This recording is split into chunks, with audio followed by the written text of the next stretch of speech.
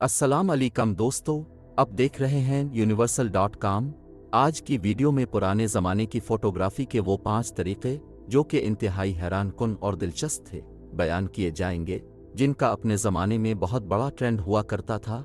Video शुरू करने से पहले अब दोस्तों से गुजारिश है कि हमारे चैनल को लाजमी सब्सक्राइब कर लें और साथ वाले नोटिफिकेशन बेल आइकन को भी अल पर क्लिक कर लें, ताकि हमारे आइंदा आने वाले वीडियोज़ आपको बर वक्त मिलते रहें।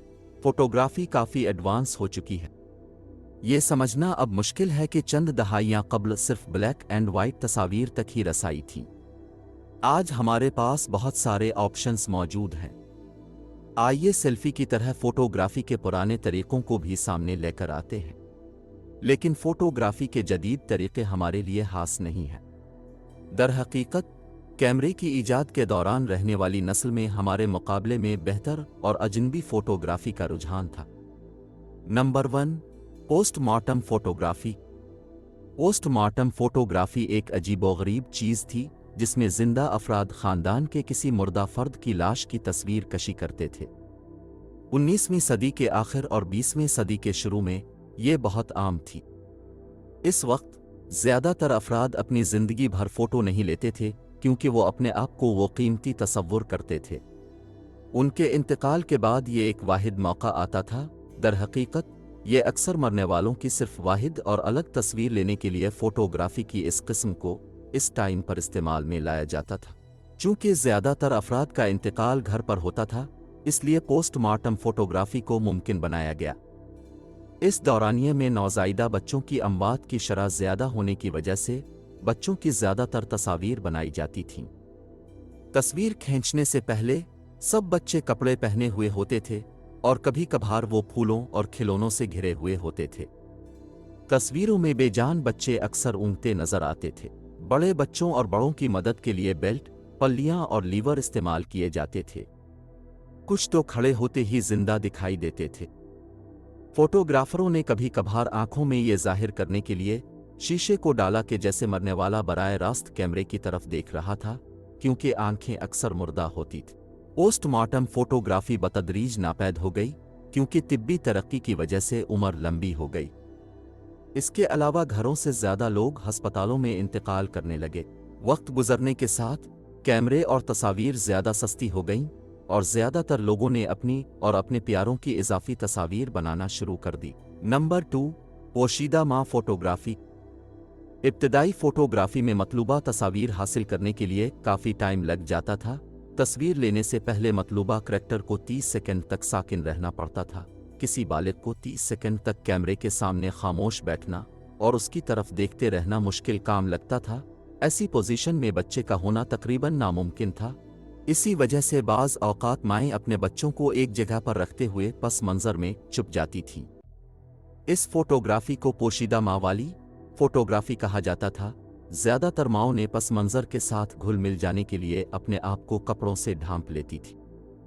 दूसरों को कुर्सियों, पस मंज़र, पर्दे या जो कुछ भी तस्वीर में ज़ाहिर होने से छुपाता था, उसको इस्तेमाल में लाया जाता था। नंबर 3, रूह की फ़ोटोग्राफी।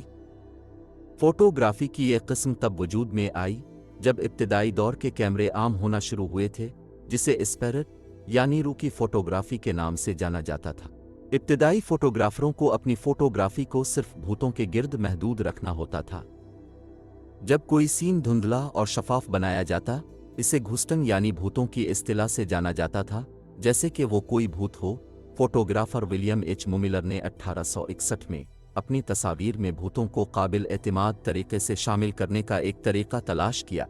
ख्याल ये किया जाता है कि मुमिलर ने अपनी भूतों की तस्वीरें एक शीशे की प्लेट को दूसरी नई शीशे की प्लेट के सामने रखकर बनाता था।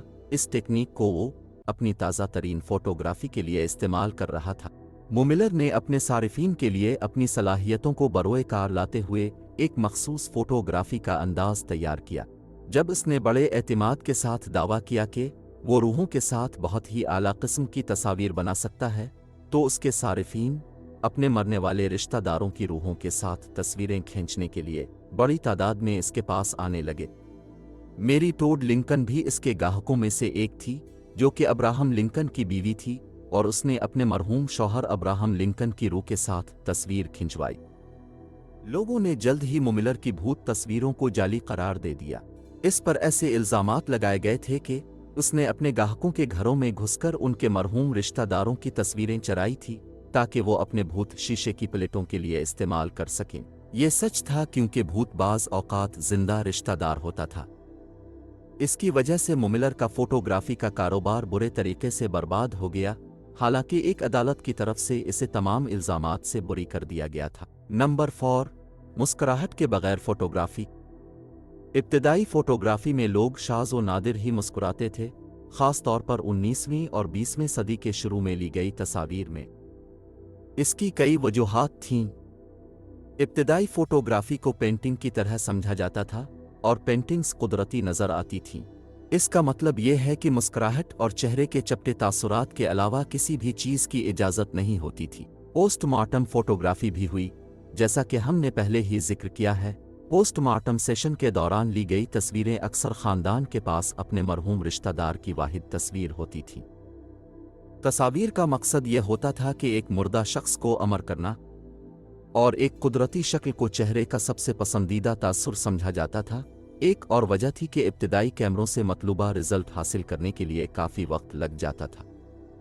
जैसा कि हमने पहले ही जिक्र किया है, सीन को साकिन रखना बहुत ज़रूरी होता था। इसका मतलब ये था कि धुंधलेपन से बचने के लिए उन्हें चेहरे के एक जैसे ही तासुरात को बरकरार रखना ज़रूरी था। ज़्यादातर फोटोग्राफ़र चपटे चेहरे के तासुरात के साथ चेहरा रखने का इंतखाब करते थे क्योंकि उसे बरकरार रखना सबसे आसान होता था। एक और वजह यह थी कि विक्टोरियंस मुस्कुराते नहीं थे। उनके अकायद में ये शामिल था कि सिर्फ बेवकूफ़ ही मुस्कुराते हैं।